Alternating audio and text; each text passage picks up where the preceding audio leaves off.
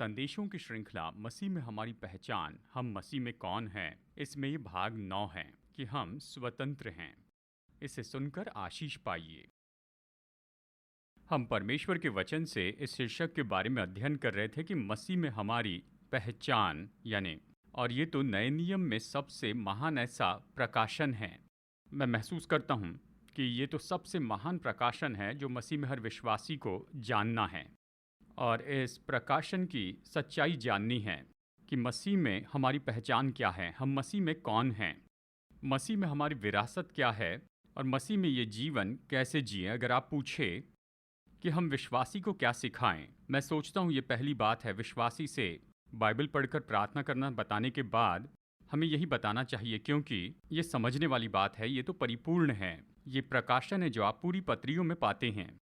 यानी देखिए, ये समझ विश्वासी अगर इस प्रकाशन को पाता है और इसे समझ लेता है कि मसीह में हमारी पहचान क्या है, मसीह में हमारी विरासत क्या है और मसीह में हम कैसा जीवन जिए, तो ये हल करेगा उन सारी चुनौतियों को जिनका सामना विश्वासी करता है अपने विश्वास में चलने में। इसके कारण हर एक विश्वासी विजयी रूप में चलेगा और परमेश्वर की आशीष में चलेगा, और वो चलेगा अधिकार और राज्य की जगह में। और हम ये बार बार कहते हैं कि ये पूरी सीरीज सबसे ज़्यादा महत्वपूर्ण है। ये तो महान प्रकाशन है जिसे हमने छोटे छोटे संदेशों के भागों में बांट लिया है कि हम इस पूरे प्रकाशन को देख सके जो नए नियम में पाते हैं। चलिए सारांश में मैं आपको बताऊं, अब तक हमने देखा है मसीह में प्रकाशन, और ये तो पत्रियों में हैं। हमने देखा कि नई सृष्टि होने का मतलब क्या है मसीह में, और फिर हमने अपनी पहचान को देखना शुरू किया कि हम धर्मी ठहराए गए हैं, धर्मी बनाए गए कि परमेश्वर के साथ सही रूप में खड़े हो। और ये तो आत्मा के क्षेत्र में हमारे खड़े होने का स्तर है, ऐसे लोग जो धर्मी हैं। हमने कहा कि हम शुद्ध किए गए हैं, पवित्र बनाए गए हैं मसीह में, तो हम पवित्र लोग हैं और वैसा जीते हैं जो परमेश्वर ने हमारे लिए किया। हम चर्चा कर रहे थे कि मसीह में हमारी पहचान क्या है, हमारी क्या पहचान है और प्रतिदिन के जीवन में उसका हमारे लिए क्या अर्थ है। ये तो मुख्य चाबी है कि पाप पर विजयी जीवन जीते जाएं, ताकि हम हर एक बंधन से आज़ाद होकर जिए। अगर आप इसे समझ ले, मसीह में हमारी पहचान क्या है, तो आप ऐसे जीवन में आएंगे, पाप पर आप विजय पाएंगे और उस जगह से आप जिएंगे। और फिर हमने चर्चा की मसीह में जीवन की आत्मा परमेश्वर ने यह हमें दे दिया है। जीवन की आत्मा की व्यवस्था, जीवन की आत्मा की व्यवस्था के कारण हम पाप और मृत्यु की व्यवस्था से आज़ाद हैं। मसीह में हमारे छुटकारे की सच्चाई को भी हमने देखा कि मसीह में हम ऐसे लोग हैं जो छुड़ाए गए हैं। आज हम इसके बारे में आगे देखेंगे। मैं एक और महत्वपूर्ण सच्चाई बताना चाहता हूँ कि मसीह में हमारा स्थान क्या है, और ये मसीह में हमारी स्वतंत्रता के बारे में है कि हम स्वतंत्र हैं मसीह यीशु में। स्वतंत्रता की जगह है मसीह यीशु में, और हम खास करके यहाँ देखना चाहते हैं कि स्वतंत्रता का अर्थ क्या है और हम मसीह में स्वतंत्र व्यक्ति के जैसे कैसे जी सकते हैं। तो आइए शुरू करते हैं। हम गलातियों अध्याय 2 में से यहाँ पर पढ़ेंगे वचन 3 और 4। गलातियों अध्याय 2 वचन 3 और 4 में पौलुस यहाँ वो ये कहता है, परंतु तीतुस को भी जो मेरे साथ था, जो यूनानी है, खतना कराने के लिए विवश नहीं किया गया। ये उन झूठे भाइयों के कारण हुआ जो चोरी से घुस आए थे। यानी ये ऐसे लोग थे जो चोरी से घुस आए थे कि उस स्वतंत्रता का जो मसीह यीशु में हमें मिली है, भेद लेकर हमें दास बनाएं। यानी वो भेद लेकर हमें दास बनाएं। अब ये वाक्य देखिए, मसीह यीशु में। अभी इसी वाक्य को हम देख रहे हैं नए नियम में। हम गलातियों अध्याय 2 वचन 3 और 4 में से देखते हैं मसीह यीशु में। तो पौलुस क्या कहता है कि मसीह यीशु में हमारे पास में क्या है? हमारी स्वतंत्रता जो हमारे पास है, ये वर्तमान काल है, अभी हमारे पास ये है। हमारी स्वतंत्रता जो हमारे पास है मसीह यीशु में। तो मैं इस एक वचन से इसे ले रहा हूँ, लेकिन इसमें सार है। ये पूरी प्रेरणा को बताता है कि पौलुस की पत्री में क्या है गलातियों के लिए। तो यहाँ आपको पृष्ठभूमि बता दूं, पौलुस ये गलातियों के विश्वासियों को लिख रहा है। गलेशिया एक जिला है और इस प्रांत में बहुत सी कलीसियाएं थी। गलेशिया खासकर उत्तरी गलेशिया और दक्षिणी गलेशिया में बांटा गया था। पौलुस दक्षिणी गलेशिया के प्रांत में यात्रा करते रहा, जिसमें ये 3 शहर का प्रांत था। यानी ये लुस्त्रा और डर्बी और आइकोनिया, ये शहर एक दूसरे के पास थे दक्षिणी भाग में। गलेशिया जिले के दक्षिणी भाग में तो वो यात्रा किया अपनी पहली मिशनरी यात्रा में। वो गलेशिया के दूसरे भागों में भी गया दूसरी और तीसरी मिशनरी यात्रा में। लेकिन क्या होता था, जब पौलुस प्रचार करता था और अन्य जाति के लोग मसीह यीशु में विश्वास में आते, तो वहाँ पर दूसरे यहूदी विश्वासी थे, वो तो पौलुस के जाने के बाद इसी प्रांत में घूमते थे और ये सारे विश्वासियों से कहते थे कि ये अच्छा है कि वो मसीह पर विश्वास कर रहे हैं, लेकिन उन्हें व्यवस्था भी माननी होगी, यानी यहूदी मतवाद की अधीनता में आना होगा। तो ये गड़बड़ी ला रहा था अन्य जाति के विश्वासियों को। उन्होंने पौलुस से सुना था, वो उन्हें मसीह का प्रचार किया करता था, मसीह पर विश्वास किया, यीशु मसीह के सुसमाचार को स्वीकार किया था, लेकिन अब पूरी गड़बड़ी में थे, क्योंकि अब यहाँ पर यहूदी विश्वासी आए थे यरूशलेम से और वो उन्हें बता रहे थे कि मसीह पर विश्वास करने के साथ साथ उन्हें मूसा की व्यवस्था पालन करनी होगी, व्यवस्था माननी होगी। वो गड़बड़ी में आ गए और पौलुस इसी के बारे में कहता है, ये झूठे भाई ऐसे ही घुस कर आए थे, मतलब पौलुस के जाने के बाद वो आए और उन्होंने क्या किया, उन्होंने वो आज़ादी जो उन्हें मिली थी उसे छीनना चाहा, जो हमारे पास मसीह में है। तो ये पूरी पत्री जो है पौलुस प्रेरित की गलातियों की पत्री उन्हें समझाने के लिए है कि जब आप मसीह यीशु में विश्वासी बनते हैं, आप तो व्यवस्था के बंधन से स्वतंत्र हो गए हैं। आपको व्यवस्था माननी नहीं होगी। व्यवस्था से मेरा मतलब है मूसा की व्यवस्था, 10 आज्ञाएं और वो सारी विधियों की व्यवस्था जो उनके साथ आती थी, सामाजिक व्यवस्था और विधियों की व्यवस्था, उन सब से हम तो स्वतंत्र हैं। अब मैं जानता हूं कि अचानक कोई अपना हाथ उठाकर ये कह रहा है, माफ़ कीजिए, आप कह रहे हैं 10 आज्ञा मानने की ज़रूरत नहीं। खैर, मैं आपको बताऊंगा, हमारे पास 10 आज्ञाओं से कुछ बढ़कर ही हैं, प्रेम की व्यवस्था, और हम इसे समझाएंगे। लेकिन जैसे हम आगे बढ़ रहे हैं, बने रहिए।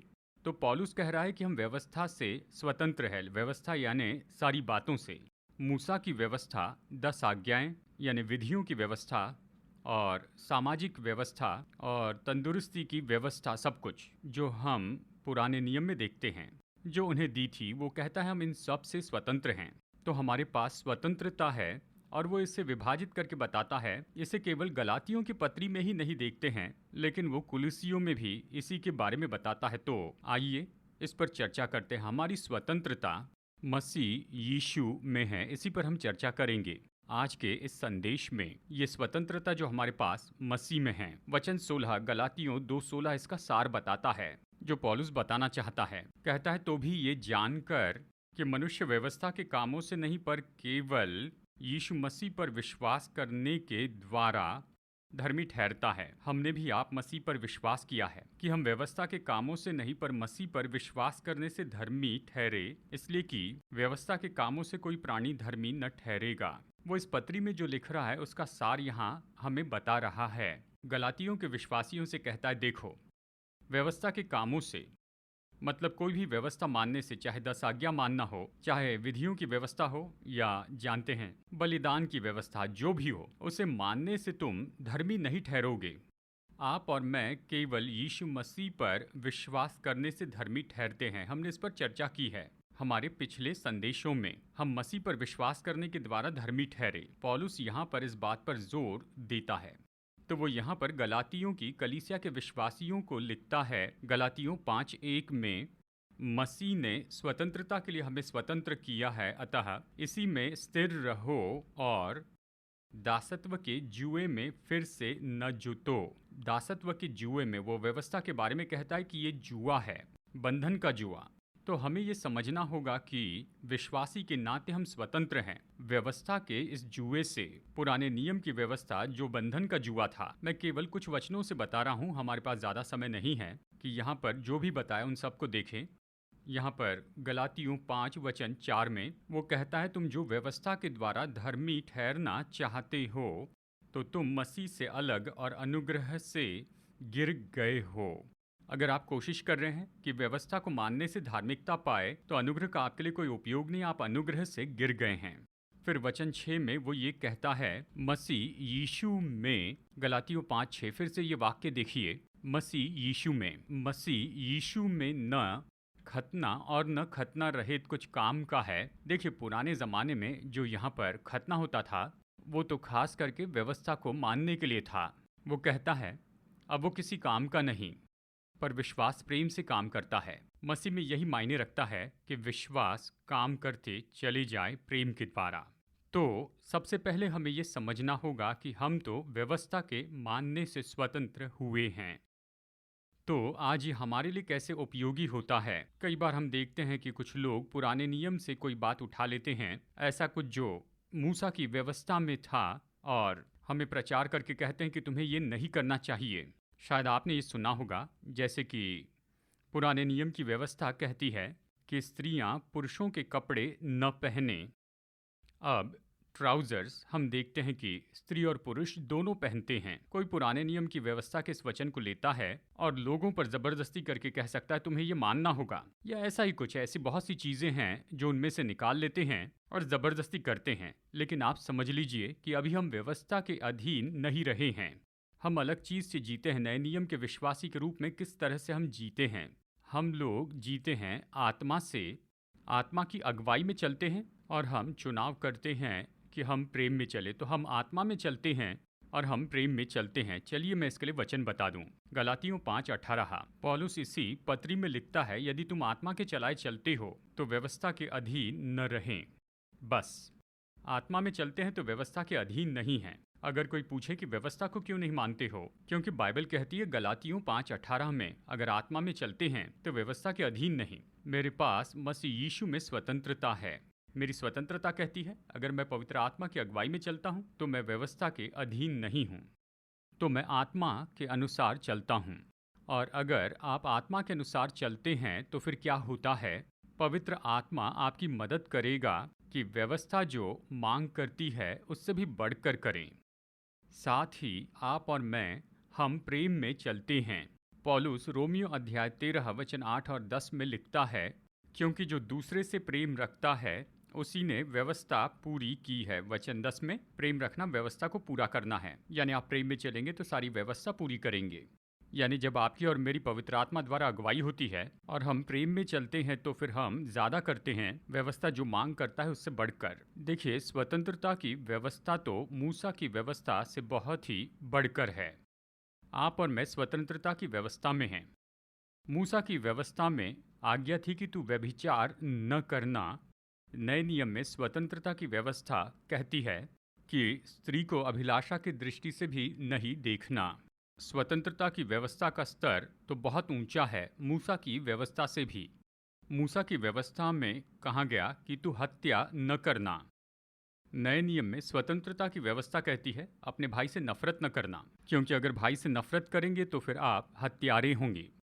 जिस व्यवस्था के हम अधीन है वो बहुत ऊंची है मूसा की व्यवस्था से, और केवल एक ही तरह से हम स्वतंत्रता की सिद्ध व्यवस्था में चल सकते हैं, वह है आत्मा में चलने के द्वारा और प्रेम में चलने के द्वारा। और ये दोनों परमेश्वर से आते हैं। प्रभु सामर्थ देते हैं कि हम आत्मा में चलें, प्रभु सामर्थ देते हैं कि हम प्रेम में चलें। तो हम आत्मा की अगुवाई में चलते हैं, आत्मा में चलते हैं और प्रेम में चलते हैं, तो हम बहुत ज्यादा करते हैं मूसा की व्यवस्था से बढ़कर।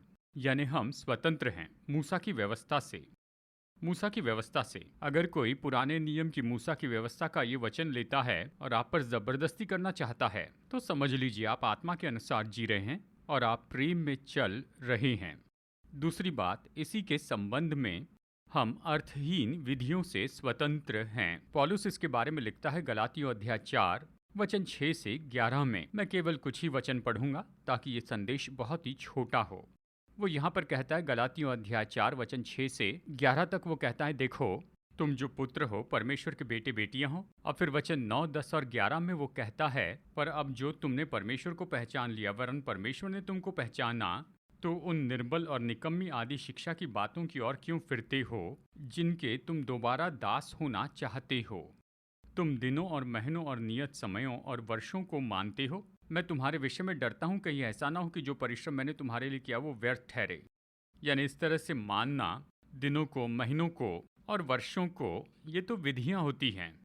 और वो कहता तुम ऐसा क्यों करते हो? तुम फिर से इस तरह के बंधन में क्यों जा रहे हो? क्यों? अब तो तुम स्वतंत्र हो, तुम मसीह यीशु में परमेश्वर के बेटे और बेटियां हो। क्यों अपने आप को फिर से गुलाम बना रहे हो इन कमजोर और बेकार की विधियों के सामने? वो कहता है ये निर्बल और निकम्मी बात है। तुम खुद को क्यों इनका गुलाम बना रहे हो जबकि तुम परमेश्वर के बेटे और बेटी के रूप में स्वतंत्र हो? और अब ये हमारे लिए कैसे उपयोगी होता है? देखिए, आज बहुत सी विधियां हो सकती हैं जो कि निर्बल और निकम्मी विधियां हो सकती हैं। यानी कई बार चर्च के संबंध में लोग अपेक्षा करते हैं कि आप इसे मानेंगे, यानी चाहे ये लेंट के ये 40 दिन क्यों न हो या पूरे साल में दूसरे दिन हो, आप इस दिन को मानते हैं, उस दिन को मानते हैं। कई बार ये विधियां तो हमारे परंपरा में से आती हैं और हमसे अपेक्षा की जाती है कि हम उसे मानें, और पौलुस कहता है कि तुम इन सब से स्वतंत्र हो। अगर आप करना चाहे तो कीजिए, अगर नहीं करना चाहते मत कीजिए। हम उसके बंधन में नहीं हैं। आप कौन हैं ये उसे बदल नहीं सकता। आप मसीह यीशु में परमेश्वर के बेटे और बेटियां हैं। मसीह में आपके पास स्वतंत्रता है। अगर आप कुछ करना चाहते तो कीजिए। अगर एक दिन बिताना है तो आप कह सकते प्रभु ये मेरा गुरुवार है, ये ऐसा दिन है जब आप कुछ समय निकालना चाहते हैं कि आराधना करें, तो गुरुवार को आराधना करें। किसी को शुक्रवार पसंद है तो शुक्रवार को कीजिए। किसी को मंगलवार पसंद है तो ठीक है, मंगलवार को कीजिए। कुछ भी हो, लेकिन आपको खुद को बंधन में नहीं लाना है और ना ही कोई और आपको बंधन में लेकर आए कि आप दिन और महीनों को मानते जाएं, ऋतु और वर्षों को। यानी हम आज़ाद हैं इस तरह के व्यर्थ विधियों से जिसे मानने के लिए बेबस किया जाता था। आज़ादी में रहिए। देखिए, एक और हमारी स्वतंत्रता का दृष्टिकोण है जो पौलुस यहाँ पर कुलुस्सी अध्याय 2 में बताता है, वचन 16 से 23 में, कि हम मनुष्य के बनाए विचारों से स्वतंत्र हैं।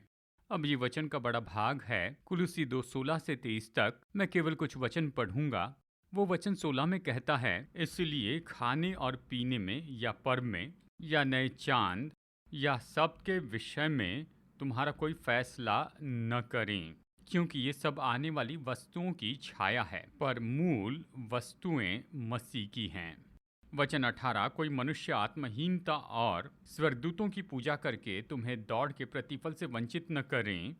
ऐसा मनुष्य देखी हुई वस्तु में लगा रहता है और अपनी शारीरिक समझ पर व्यर्थ फूलता है। तो एक तरह से आप और मैं मनुष्य के बनाए विचारों से स्वतंत्र हैं। कई बार ये विचार तो कलीसिया के संदर्भ के भीतर होते हैं। लोग कहते हैं ये नहीं खाना, वो नहीं खाना, इस दिन को मानना, उस दिन को मानना, इस पर्व को मानना, उस पर्व को मानना। वो कहता है कि मनुष्य के बनाए इन सारी बातों से हम आज़ाद हैं।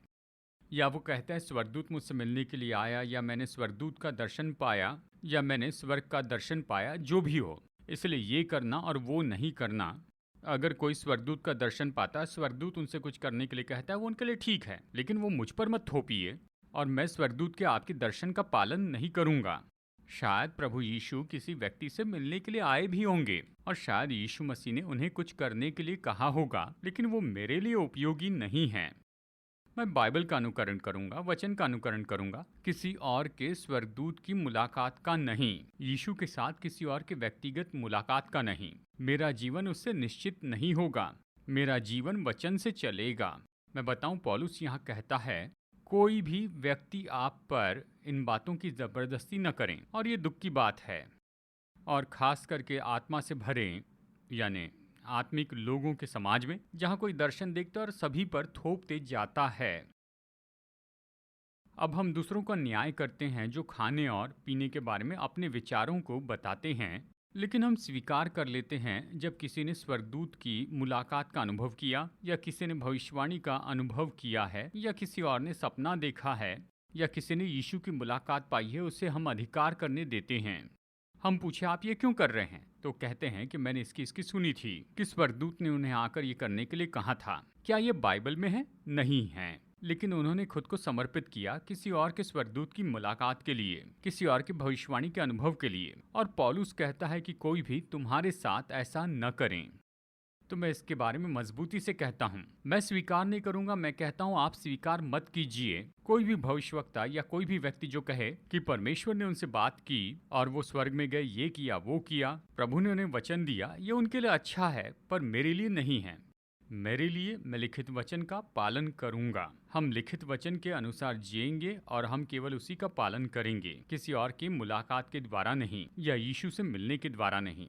यानी देखिए, चाहे ये मानना हो खाने और पीने या कोई पर्व या नया चांद और सप्त, चाहे ये किसी तरह से कोई मुलाकात हो स्वर्गदूतों से या कोई और आत्मिक अनुभव हो, किसी भी तरह से दूसरों के अनुभव और दूसरों के विचारों को आपको बंधन में रखने न दे। पौलुस कह रहा है कि खुद को ऐसी बातों की अधीनता में न लाएं, क्योंकि आप स्वतंत्र हैं। आप मसीह यीशु में स्वतंत्र हैं। अगर वो इसकी अधीनता में आना चाहते हैं तो ये उन पर है, लेकिन हम परमेश्वर के लिखित वचन से जीते हैं, मनुष्य के बनाए दूसरे विचारों के द्वारा नहीं, आत्मिक बातों के बारे में। तो इसी के संबंध में मैं यहाँ पर अंधविश्वास के विषय में भी बताऊंगा। देखिए, हम विश्वासी हैं और किसी तरह से विश्वासी के नाते कई बार हम खुद को पारंपरिक अंधविश्वास के लिए अधीन कर देते हैं, और ये इस बात पर आधारित होता है कि आप देश के किस भाग से हैं। वहाँ पर हर तरह के अलग अलग अंधविश्वास होते हैं, जानते हैं। उदाहरण के लिए देखिए, जब मैं पढ़ाई करता था मैंने ये बातें सुनी हैं। अगर आप कार में जा रहे हैं और काली बिल्ली आपका रास्ता काट जाए बाएं से दाहिनी ओर, तो ये दिन बुरा है इसलिए वापस आ जाएं। मतलब ये तो केवल अंधविश्वास है, और ये कहते हुए दुख होता है कि विश्वासी भी ऐसी कुछ बातों की अधीनता में हैं। वो कार मोड़कर चले जाते हैं। परमेश्वर में विश्वास का क्या हुआ? क्यों इस काली बिल्ली को, जिसने आपका रास्ता काटा है, जो आपके सामने से गई है, वो आपके जीवन पर अधिकार करे? ये तो अंधविश्वास है, और हम मनुष्य के ऐसे विचारों की अधीनता में नहीं हैं। और इस तरह से ऐसे बहुत सी बातें हो सकती हैं जो पारंपरिक अंधविश्वास है, और मैं चाहता हूँ आप समझ लीजिए, हम उनकी अधीनता में नहीं हैं।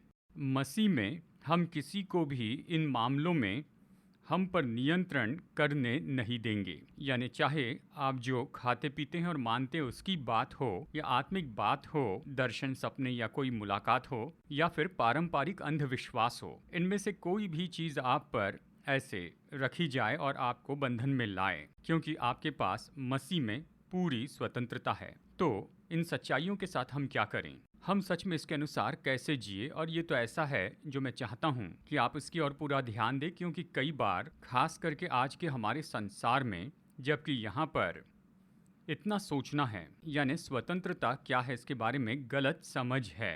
मैं चाहता हूँ कि आप स्वतंत्रता के बारे में कुछ समझ लें जो बाइबल में हमें दी है। सबसे पहले अपनी स्वतंत्रता में दृढ़ खड़े रहें। गलातियों 5:1 में पौलुस कहता है, मसीह ने स्वतंत्रता के लिए हमें स्वतंत्र किया है, अतः इसी में स्थिर रहो। मतलब यीशु ने स्वतंत्रता की जगह पर आपको लाया है, और आप परमेश्वर के बेटे और बेटियां हैं। आप व्यवस्था के अधीन नहीं, आप बेकार की विधियों के अधीन नहीं, और आप मनुष्य के बनाए विचार के अधीन नहीं हैं जो मनुष्य ने बनाए, लेकिन हम स्वतंत्रता की सिद्ध व्यवस्था के अधीन हैं जो वचन है। हम वचन के अनुसार जीते हैं, और हम पवित्र आत्मा के अनुसार जीते हैं जो अगुवाई करता है। तो इस स्वतंत्रता में स्थिर खड़े रहें और इनमें से किसी भी बात के बंधन में न आएं। ये पहली बात है। लेकिन इसी पत्री में यहाँ पौलुस बताता है, अपनी स्वतंत्रता का गलत उपयोग न करें।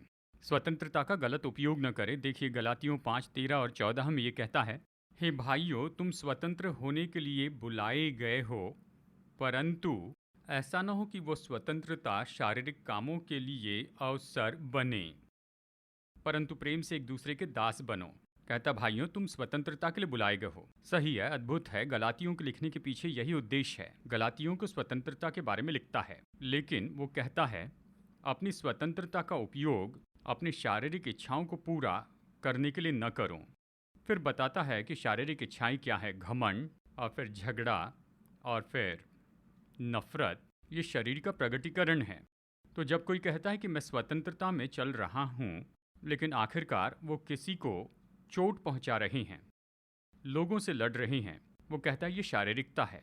कहता अपनी स्वतंत्रता का उपयोग शरीर के लिए अवसर के रूप में न करे, परंतु इसके बजाय प्रेम से एक दूसरे के दास बनो, क्योंकि सारी व्यवस्था इस एक ही बात में पूरी हो जाती है, तू अपने पड़ोसी से अपने समान प्रेम रख। और मैं सोचता हूँ यहीं पर स्वतंत्रता के बारे में बहुत ज़्यादा गलत फहमी है।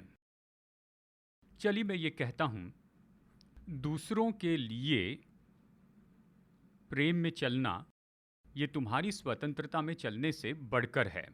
पौलुस कहता है दूसरों के लिए प्रेम में चलना तो आपकी स्वतंत्रता में चलने से बहुत बढ़कर है। तो हमारे पास स्वतंत्रता है, जी हाँ। वो कहता है इससे भी महत्वपूर्ण बात है, क्या है? प्रेम में चलो। तो आप अपनी स्वतंत्रता में चलना चाहते हैं। आपकी स्वतंत्रता में काम करना तो अधीन होता है एक दूसरे से प्रेम करने में, अपने समान अपने पड़ोसी से प्रेम करने में। मतलब मेरी स्वतंत्रता खत्म होती है जब मैं अपने पड़ोसी की परवाह करता हूँ, उससे प्रेम करना शुरू करता हूँ। तो मेरे पड़ोसी के लिए मेरा प्रेम मेरी स्वतंत्रता से बहुत ही बढ़कर होता है। पौलुस हमें गलातियों 5:13 और 14 में सिखाता है। और स्वतंत्रता में चलने का एक और दृष्टिकोण ये है, दूसरों के लिए आदर में चलना तो आपकी स्वतंत्रता में चलने से बढ़कर है। इसका मतलब आपकी स्वतंत्रता में काम करना खत्म होता है जब दूसरों के लिए आदर शुरू होता है।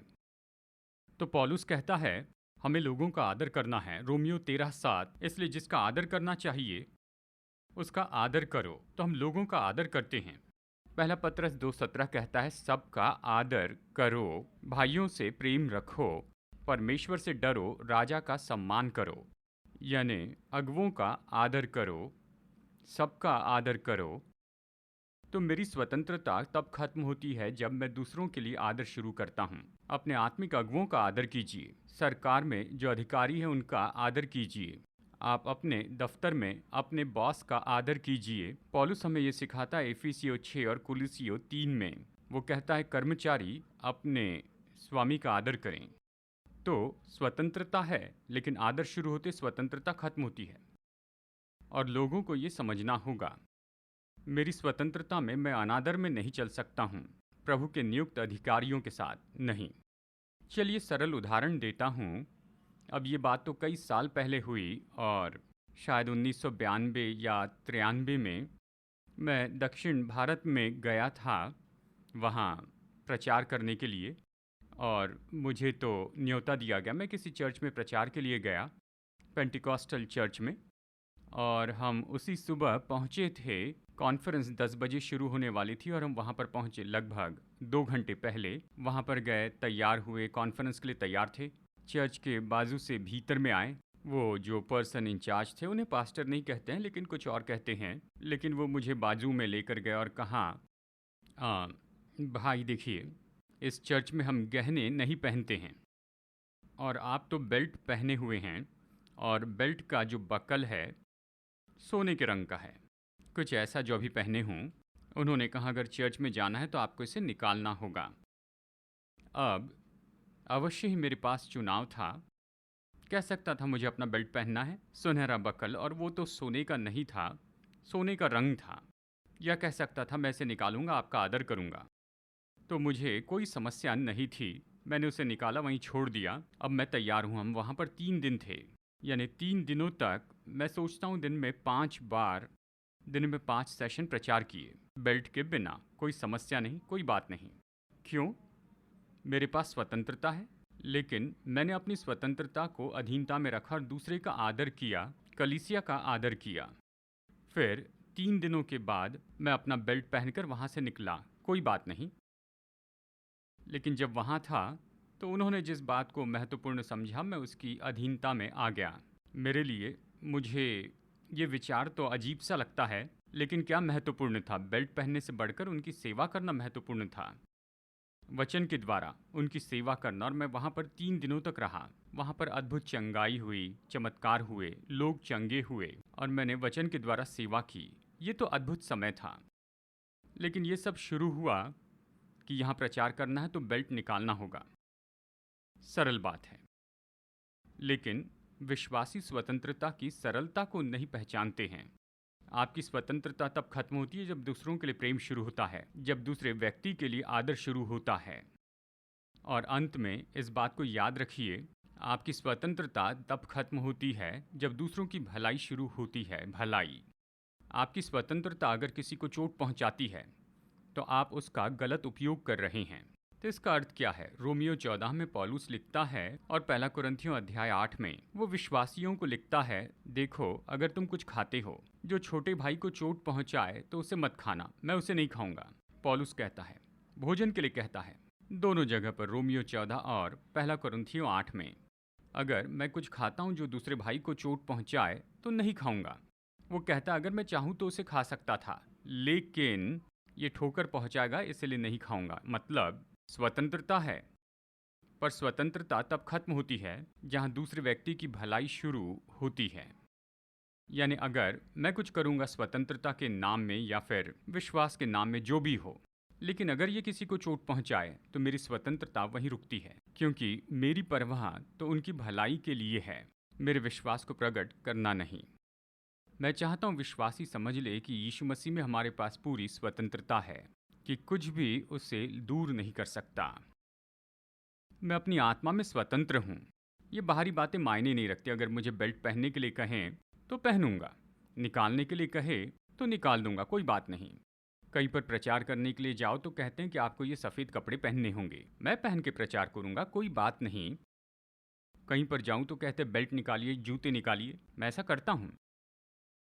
कोई फर्क नहीं पड़ता, क्योंकि मैं अपनी आत्मा में स्वतंत्र हूं। और ये बाहरी बातें कि मैंने क्या पहना है क्या नहीं पहना है मायने नहीं रखता, क्योंकि प्रेम मेरी आज़ादी के ऊपर होता है। उस दूसरे व्यक्ति के लिए आदर, जिस समाज में सेवा के लिए जाता हूं उनका आदर सबसे ज़रूरी होता है। यानी हमारी स्वतंत्रता के ऊपर में अधिकार करने वाली कुछ बातें होगी। तो मैं चाहता हूं कि आप सही समझ रखें, बाइबल की समझ रखिए कि हम उस स्वतंत्रता में कैसे चले जो मसीह में हैं। हमारे पास स्वतंत्रता है, हमेशा हम आत्मा में स्वतंत्र हैं, कोई आपको बांध कर नहीं रख सकता है। आप उस स्वतंत्रता से दूर न रहें, ना ही अधीनता में रहें, यानी पुराने नियम की उस व्यवस्था के या व्यर्थ की विधियां या मनुष्य के विचारों के। लेकिन साथ ही इन सारी बातों में समझ लीजिए कि आपकी स्वतंत्रता का प्रगटीकरण इसे प्रेम में कीजिए, दूसरे लोगों के लिए आदर में कीजिए, और अपने मन में सबसे पहले उनकी भलाई के बारे में सोचिए। तब हम उस स्वतंत्रता में चलेंगे जो हमारे पास मसीह यीशु में है। इसके बारे में बहुत से वचन है, लेकिन चलिए मैं सारांश में बताता हूँ। आप इसे हमारे सरमन नोट्स में देख सकते हैं, आप निश्चय ही उसे देख लीजिए और उसे समझ लीजिए। तो अंत में हम स्वतंत्र हैं, व्यवस्था के बंधन से, अर्थहीन विधियों से स्वतंत्र हैं, मनुष्य के बनाए विचारों से स्वतंत्र हैं, चाहे वो विचार कैसे भी प्रकट किए गए हों। हमें अपनी स्वतंत्रता में दृढ़ खड़े रहना है, स्वतंत्रता का गलत उपयोग नहीं करना है, हमें बुद्धिमानी से स्वतंत्रता का उपयोग करना है। आज जबकि आप सुन रहे हैं, और शायद हो सकता है शायद एक क्षेत्र हो जिसके बारे में मैंने कहा जहां पर आपको सुधार लेकर आने की ज़रूरत है, तो कीजिए। आज ही परमेश्वर के वचन के साथ जुड़िए और प्रभु हमें उसके वचन को आदर देने के लिए आशीष देंगे।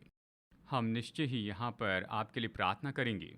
कुछ समय में हम आपके लिए प्रार्थना करेंगे और प्रभु आप में स्वतंत्रता लाए और सच में आप समझ जाएं कि स्वतंत्रता क्या है। जैसे आप आत्मा में और प्रेम में चलते हैं और आप बुद्धि प्राप्त करें कि कैसे सिद्ध रूप में चलते जाएं, उस स्वतंत्रता में जो मसीह ने हमें दी है, उसका गलत उपयोग करने के बजाय, उसका गलत अर्थ लगाए बिना कि मसीह में स्वतंत्रता क्या है, ऐसी बुद्धि आपको दी जाए। तो आइए अभी एक साथ मिलकर हम प्रार्थना करते हैं। प्रभु आपके वचन में इस समय के लिए हम धन्यवाद देते हैं। मैं लोगों के लिए प्रार्थना करता हूँ पिता, जो अभी सुन रहे हैं, यदि ये किसी तरह से बंधन में पड़े हैं, चाहे वो व्यवस्था हो या चाहे अर्थहीन विधियां हो, चाहे मनुष्य के बनाए विचार हो जो कि किसी तरह ये तो अंधविश्वास हो या पारंपरिक अंधविश्वास हो, चाहे ये किसी रूप में मानते चले जाना है, भोजन यानी खाना पीना और दिनों को मानना या पर्वों को, या चाहे हो सकता है कि ये किसी रूप से कोई अलौकिक मुलाकात हो जिसके प्रति लोग समर्पित हुए हैं, इसके बजाय कि वो वचन के अनुसार जिए, आज स्वतंत्र हो जाएं। निश्चय ही ये सही हो जाए, प्रभु आपके साथ सही हो और सुधार आ जाए। जो गलत है उसे निकाल दे और हमारे दिलों और जीवन में हम एक साथ मिल जाएं और लोग सच्चाई को जान ले। मैं प्रार्थना करता हूं प्रभु कि लोगों के ऊपर बुद्धि खोली जाए, खास करके हम अभी जिस समय में रहते हैं, जबकि स्वतंत्रता के बारे में बहुत सी गलतफहमी है, स्वतंत्रता के लिए गलत समझ है। और पिता, आज हर एक व्यक्ति जो ये संदेश सुन रहा है वो बुद्धि प्राप्त कर ले और समझ ले कि मसीह में स्वतंत्रता किस बारे में है, और प्रेम में चलने का चुनाव करें, आदर में चलने का चुनाव करें, और चुनाव करें कि दूसरों की भलाई करते चले जाएंगे, उसे पहला स्थान दे। मैं प्रार्थना करता हूँ ये बुद्धि उंडेली जाए। प्रार्थना करता हूँ पवित्र आत्मा ये काम करें। धन्यवाद करता हूँ पिता यीशु के नाम में। आमीन आमीन। अब हमारे प्रभु यीशु मसीह का अनुग्रह और हमारे स्वर्गीय पिता परमेश्वर का प्रेम और उसकी पवित्र आत्मा की मधुर उपस्थिति हम सबके साथ हमेशा होती रहे, यीशु के नाम में। आमीन। संदेश सुनने के लिए धन्यवाद। भरोसा करते हैं कि संदेश आपके लिए आशीष रहा। मुफ्त के स्रोत पाने के लिए, जिनमें है सरमन नोट्स और पब्लिकेशन, पाने के लिए विजिट करें apcwo.org पर। बैंगलोर के एपीसी बाइबल कॉलेज की जानकारी पाने के लिए विजिट कीजिए apcbiblecollege.org पर। याद रखिए, all peoples church Bangalore app download कीजिए ऐप या गूगल प्ले स्टोर से।